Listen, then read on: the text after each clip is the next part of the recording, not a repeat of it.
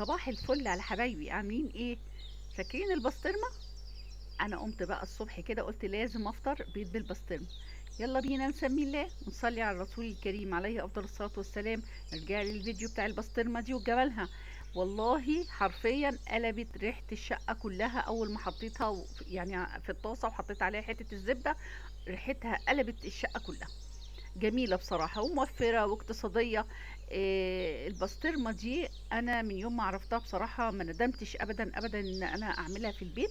هعمل منها كمان أكلة في فيديو هنزله بعد شوية. بطاطس وبتنجان حشيهم برضو بالبسطرمة. تحفة بصراحة تحفة. في رمضان طبعا داخل علينا وهنعمله بيض بالبسطرمة وهنعمله الفول بالبسطرمة وهنعمله جبنة بالبسطرمة. فاحفظي الفيديو عندك علشان هينفعك جدا جدا. انا قلت النهارده اقوم اصبح عليكم واعمل بيضتين كده بالبسطرمه ونفطر. خلاص رمضان على الابواب، كل سنه وانتم طيبين. ان شاء الله تجربوا يعني الطريقه دي وتكون يعني مفيده ليكم. لان بصراحه الله يصلح للشيف اللي عملها، اصلا بصي جمالها.